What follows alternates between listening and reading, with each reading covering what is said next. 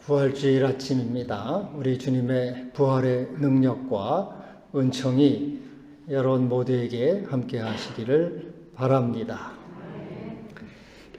제가 인전제일교회 부목사로 있을 때입니다. 어떤 분이 교우가 이장 예배를 좀 드려달라 그래서 부탁을 받았습니다. 그래서 교회 묘지에 이제 가봤더니 처녀 아가씨의 무덤입니다. 근데 제가 예배 인도자가 됐기 때문에 무덤을 파고 관을 열고 또 시신을 꺼내고 하는 전 과정을 다 이렇게 지켜봤습니다. 근데 한 시간이 20년 정도가 이렇게 지났기 때문에 관 속에는 옷가지 썩은 것들하고 이 머리카락이 있고 이 뼈다구 뼈 조각들이 이렇게 있는데 마침 그 갈비탕 조각 같은 그런 것들이 이렇게 있었어요.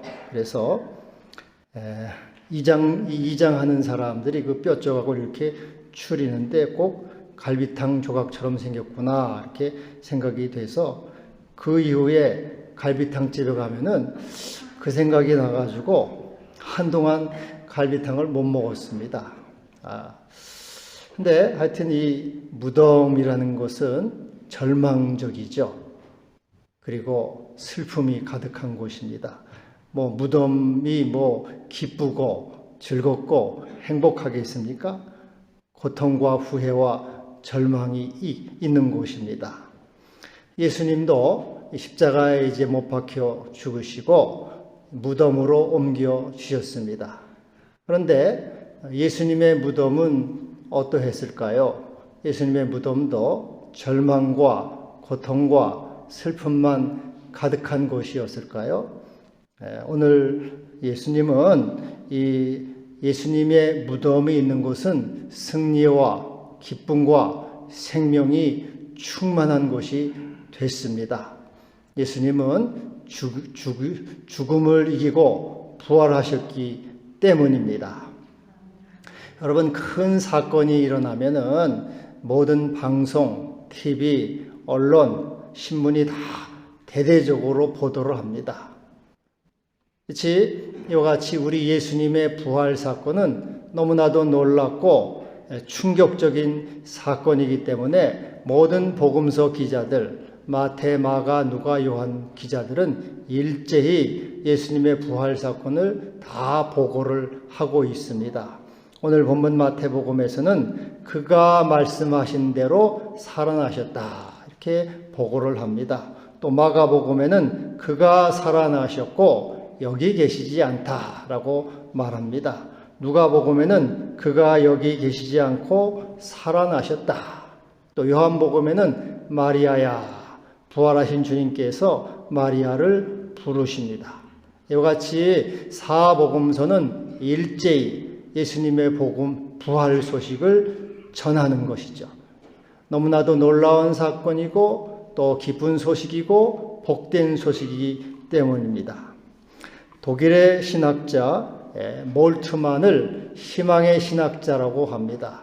이 몰트만은 이 하나님은 약속하시고 성취하시는 분인데 우리 하나님은 예수님의 부활을 약속하시고 성취하셨다고 말하고 있습니다. 그렇게 함으로써 우리 주님은 우리의 생명이 되시고 능력이 되시고 영광이 되시고 소망이 되셨다. 인류의 소망이 되신 주님이시다. 인류의 희망이시다. 그래서 그를 희망의 신학자, 예수의 부활은 하나님의 약속의 성취로서 인류의 희망을 주는 하나님의 능력이요 영광이라 그렇게 말하고 있습니다. 부활에 나타난 예수님은 여러분 어떠한 분입니까? 오늘 이 부활에 나타난 예수님은 소망의 하나님이십니다. 안식일이 지나고 이렇게 말하고 있죠. 1절에 안식일은 예수님이 금요일 날 십자가에 죽으시고 토요일 안식일입니다. 하루 종일 무덤에 계셨습니다. 이 무덤에 있는 이 안식일은 주께서 십자가에 죽으시고 무덤에 있는 이 안식일은 어둡고 고통스러운 시간입니다. 이 시간은 악과 불의가 승리하고 선과 정의가 패배한 듯한 참담한 시간입니다. 이 안식일은 모든 소망과 기쁨이 사라지고 절망과 슬픔이 극대화한 시간이죠. 그때 마리아와 다른 마리아는 무덤을 보려고 갔다. 이렇게 오늘 본문에 말씀하고 있습니다. 무덤을 외경이라고 하는 또 복음이 있거든요. 외경에 베드로 복음에는 마리아와 다른 마리아는 울고 애통하기 위해서 무덤을 찾아갔다. 그렇게 말하고 있습니다. 예수님의 죽음을 회상하고 애도하기 위해서 찾아간 것이죠. 아직 다 쏟지 못한 눈물, 아직 남아있는 슬픔을 드리고자 무덤에 간 것입니다. 우리 이제 정광숙 권사님도 어머니 장례를 마치고 이제 5일장을 보통 또 합니다. 3일장 하고 5일장 하는데 이와 같이 남은 슬픔을 잘 정리하기 위해서 마리아도 예수님의 무덤에 찾아간 거죠. 근데 그 절망과 고통과 슬픔의 안식일이 지나고 안식 후 첫날 새벽이 되었다. 이렇게 말씀하고 있습니다. 여러분, 안식일이 뭡니까?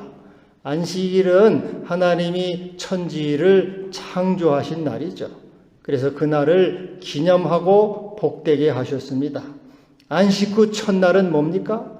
안식 후 첫날은 오늘 주일입니다. 주님의 날. 이 안식 후 첫날은 예수께서 십자가에 죽으시고 부활하신 날, 주님의 날입니다.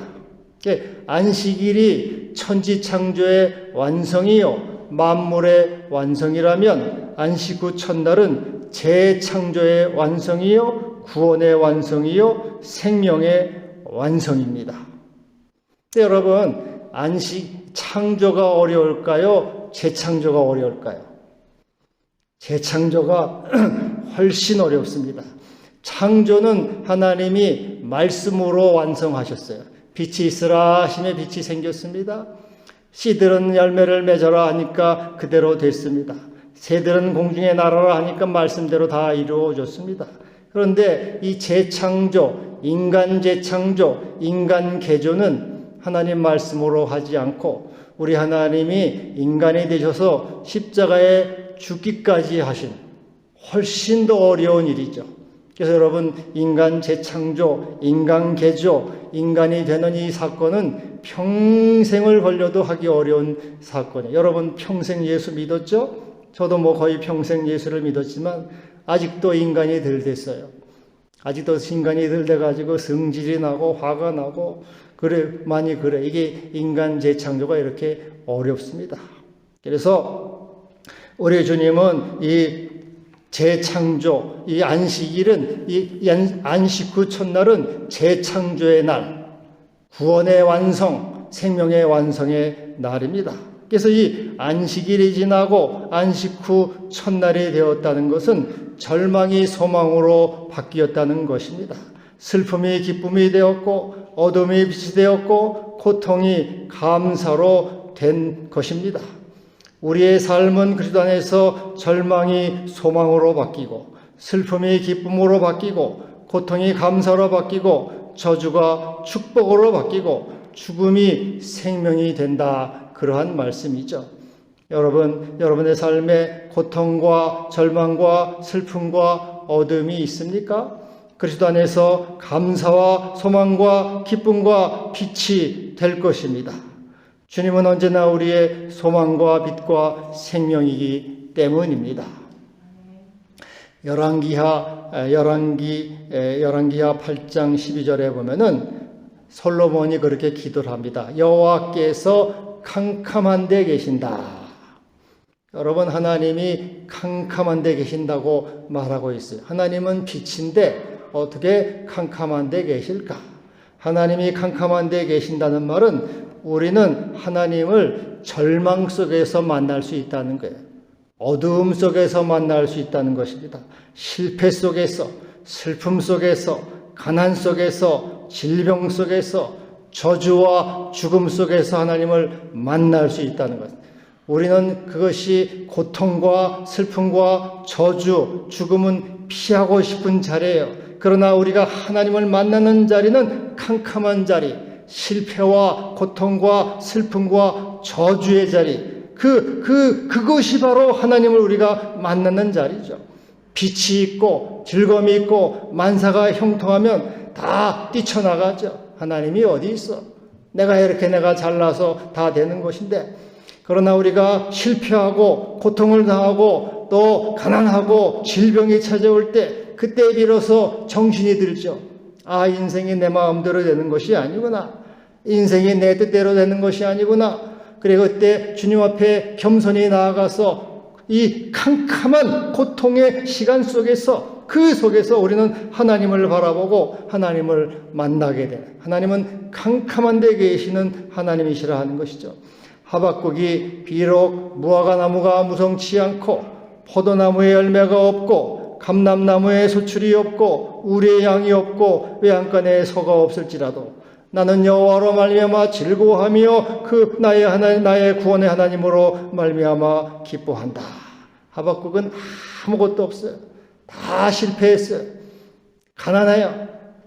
아무것도 다 실패. 포도나무, 감람나무, 우리의 양도 없이 다 가난하고 굶주린 가운데 그는 구원의 하나님, 그 능력의 하나님을 그때 보게 되는 거죠. 캄캄함 속에서, 인생의 캄캄함 속에서 하나님이 진정으로 나의 구원이시구나, 나의 힘이시구나, 그것을 깨닫게 된 거죠.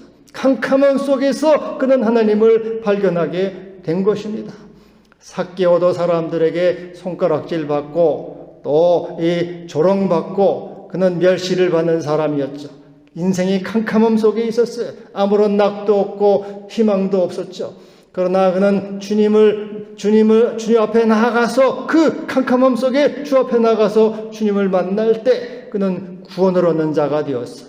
이 사람도 아브라함의 자손이라 오늘 구원이 이 집에 이르렀다. 또 가나안 여자도 딸이 귀신이 들어가지고 캄캄하죠.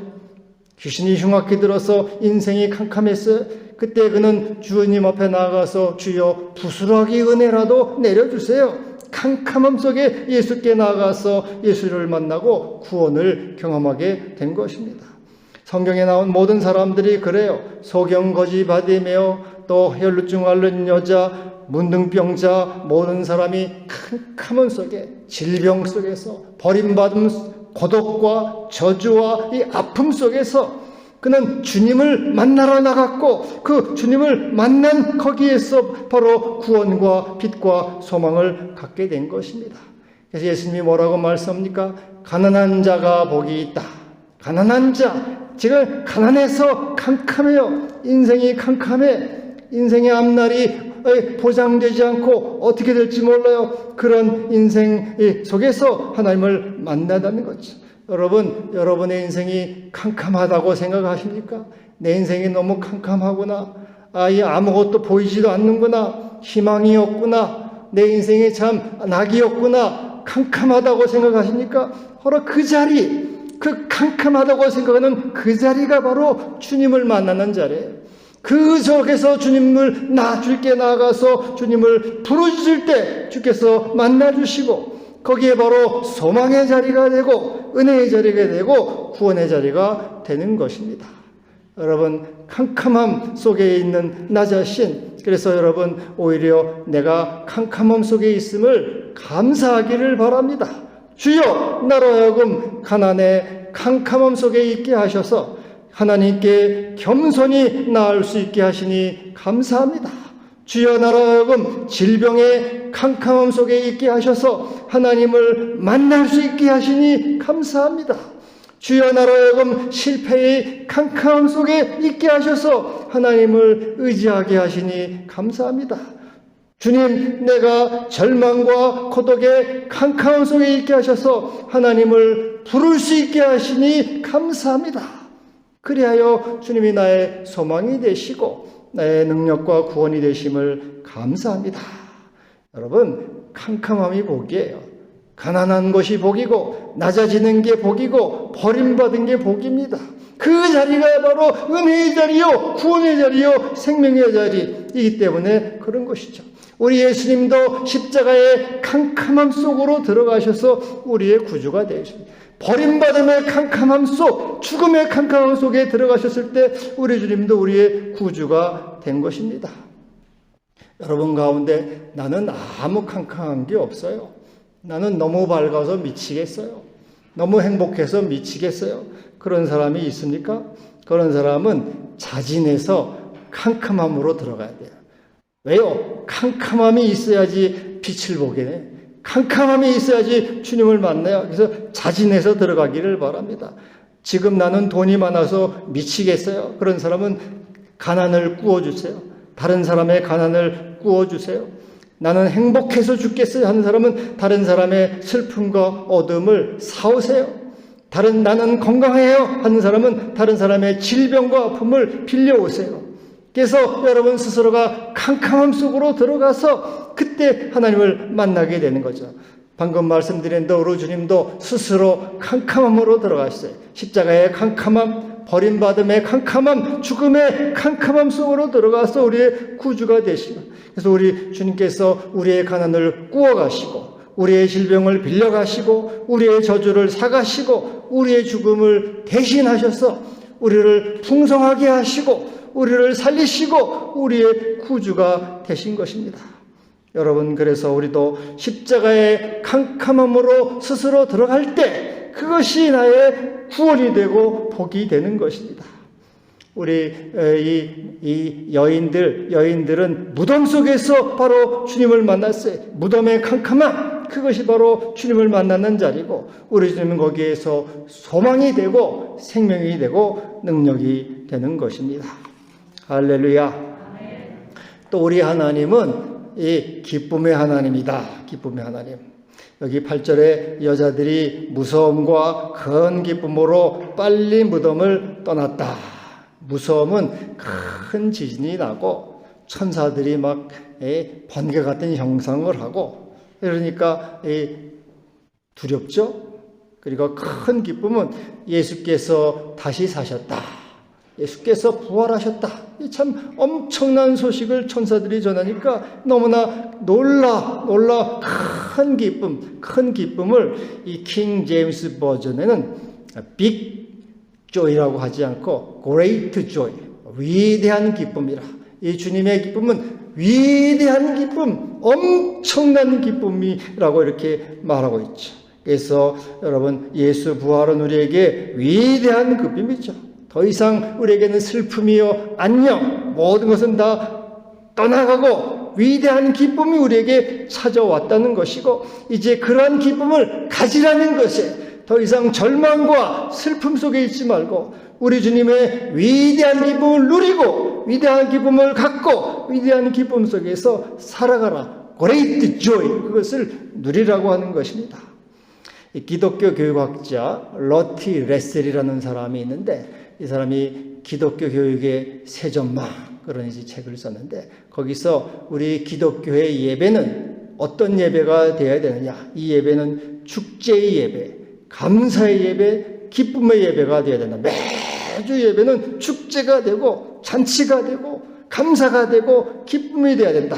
왜? 예수께서 모든 죄와 죽음과 불의를 이기고 부활 승리하셔서 생명이 됐기 때문에 우리는 늘 기뻐해야 된다 이렇게 말하고 있어요. 그래서 우리는 승리가 보장되었고 생명이 보장되었고 진리가 보장되었고 정의가 보장되었고 미래가 보장되어 있기 때문에 기뻐할 수밖에 없죠. 여러분 다 보장됐는데 뭘 슬퍼해요? 보장되어 있는데. 그래서 우리의 예수님의 승리는 우리의 승리라. 그래서 주 안에서 항상 기뻐하라. 내가 다시 말하니 기뻐하라. 예수의 부활은 나의 부활이고 예수의 승리가 나의 승리고 예수의 생명이 나의 생명이 됐기 때문에 기뻐하라 하는 것입니다. 근데 여러분, 사람은 이렇게 기쁨을 가져야 살아요. 기뻐해야 살맛이 나지 않습니까? 근데 사람은 언제 기쁘고 언제 즐겁습니까? 여러분, 언제 즐겁고 언제 기쁩니까? 내 몸을 움직임으로 사람들은 즐거움을 삼고 기쁨을 삼아요. 술을 좋아하는 사람은 술을 먹음으로 즐겁고 기쁩니다. 또 TV를 좋아하는 사람은 TV를 자꾸 보므로 낙을 삼고 기쁨을 삼아요. 여행을 좋아하는 사람은 여행을 함으로써 또 즐거움을 삼고 기쁨을 삼습니다. 내 몸을 다 움직이는 거예요. 이렇게 내 몸을 움직임으로 이 오감이 만족되니까 기뻐요. 먹든지 어디에 가든지 하든 몸으로써 오감을 느끼고 기쁘구나, 행복하구나 그렇게 느끼는 거예요. 근데 여러분 자꾸 몸을 움직인다는 건 뭡니까? 몸을 움직인다는 것은 그걸 좋아해가지고 거기에 취하는 거죠. 술에 취하고 세상에 취하는 거예요. 취해가지고 좋아하는 건데 계속 좋아하다 보면 거기서 끌려가게 돼요. 끌려가게 되고 나중에는 거기서 잡아먹혀. 술을 좋아하면 술에 잡아먹혀요. 술이 사람을 먹는다 그래요. 술을 좋아하면 술에 잡아먹히고, 낚시를 좋아하면 낚시에 잡아먹히고, 바둑을 좋아하면 바둑에 잡아먹혀요. 여기 원흥공원에 이렇게 제가 다니는데 보면 할아버지들 늘 거기서 바둑을 열심히 두고 있습니다. 열심히 시간을 죽인다 해가지고 열심히 하던 바둑에 잡아먹혀요. 젊은 엄마들 가운데 내가 부탁하는데 애들 무슨 머리 회전, 두뇌 무슨 집중력을 시킨다고 해가지고 바둑을 공부시키는 엄마들이 있는데 천하에 미련하고 바보 같은 짓이에요. 애를 죽이는 겁니다. 절대로 집중력이 느는 게 아니에요. 그것은 에고만 강해져요. 그거는 죽이는 거예요. 절대로 그런 어리석은 짓을 하면 안 돼요. 하여튼 그래서 사람들은 뭔가 자꾸 이렇게 내 몸을 움직이고 뭘 함으로써 이 낙을 삼지 않아요? 그런데 이 모든 것은 선한 게 하나도 없어요. 결국은 나를 잡아먹히고 시간 낭비고 인생 낭비고 인생 구조조정이 하나도 안 되고 여러분에게 좋은 것이 돌아오질 않아요. 결국은 허무와 절망이 찾아오게 되어 있습니다. 그래서 세상에는 좋은 것, 온전한 것이 없어요. 참된 온전하고 기쁜 것은 주님을 기뻐하는 것이에요. 여호와를 기뻐하는 것입니다. 주님을 사랑하는 것이고 주님의 기쁨을 나의 기쁨으로, 주님의 기쁨이 나의 기쁨이 되는 것이에요. 여호와를 기뻐하라. 그리하면 그가 내 마음의 소원을 내게 이루어 주시리로다. 여러분, 왜 하나님을 기뻐할 때 내 기쁨이 될까요? 하나님과 나는 하나이기 때문에 그래요. 여러분이 예수를 믿어서 하나님이 내 속에 와 계시기 때문에 하나님과 나는 이제 하나예요. 하나이기 때문에 하나님 따로 나 따로 그렇게 안 됩니다. 그래서 내가 내 기쁨대로 살면은 하나님이 기뻐하지 않기 때문에 하나님이 기뻐하지 않는 것은 절대로 내 기쁨이 되질 않아요. 부부가 있어요. 부부가 있는데 부부는 하나예요. 근데 내 남편이 아내의 기뻐하는 일을 하고 아내가 좋아하는 일을 하면은 남편이 기뻐요. 그런데 아내가 싫어하는 일을 하고 아내가 이렇게 원치 않는 일을 하면 자기도 같이 고통이 와요. 아내의 기쁨을 구할 때 내 기쁨이 돼요. 아내가 기뻐할 때 내가 기뻐. 왜? 하나이기 때문에. 그래서 여러분이 하나님과 하나가 되기 때문에 이건 떠날 수가 없어요. 그래서 여러분이 내 기쁨을 찾아서 내가 달아나야지, 내 마음대로 해야지, 절대 여러분 속에는 기쁨이 오질 않아요. 하나님을 기뻐할 때 하나님과 하나가 되기 때문에, 하나이기 때문에 내가 여호와를 기뻐하리라 하고 주님을 기뻐하고 주님을 사랑하고 경외할 때 여러분에게 참된 만족이 있고 참된 기쁨이 있는 거예요. 모든 만족은 주님으로부터 와요. 여러분이 주님을 떠나서 다른 것을 아무리 해봐야 절대로 기쁨이 오지 않아요. 하나이기 때문에. 한 몸이기 때문에 그런 거예요. 그래서 여러분 절대로 그런 것은 꿈도 꾸지 말아야 돼요. 왜? 고통만 와요, 고통만. 그렇게 해봐야 내가 또 넘어졌구나, 또 실수했구나. 마귀만 그냥 춤을 추는 거예요. 그러면은 주님을 기쁨으로 삼는 건 어떻게 하는 게 주님을 기쁨으로 삼는 겁니까? 주님을 기쁨으로 삼는 것은 이 내 몸을 이제는 나를 위해서 움직였다면은 이제는 주님을 위해서 움직여요. 내 몸을 주님을 위해서 움직이고 다른 사람들을 위해서 움직일 때 그게 내 기쁨이 돼요. 내가 옛날엔 내가 술 먹고 바둑 두고 낚시하고 내 정욕을 위해서 내 몸을 움직였는데 그게 결국은 쓰레기들만 남았어요. 허무만 남아요. 근데 이제는 그것이 아니라 내 몸을 주를 위해서 움직여요. 주를 위해서 예배드리고 기도하고 섬기고 또 이웃을 사랑하고 또 이웃을 나눠주고 봉사하고 할 때 그것이 진정으로 내 몸을 이웃을 위해서 움직임으로 나에게 참된 기쁨이 솟아오는 거예요.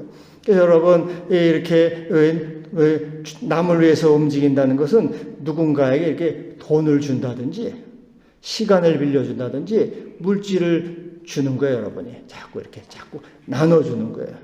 그럼 나눠주면 나는 뭘 먹고 사느냐?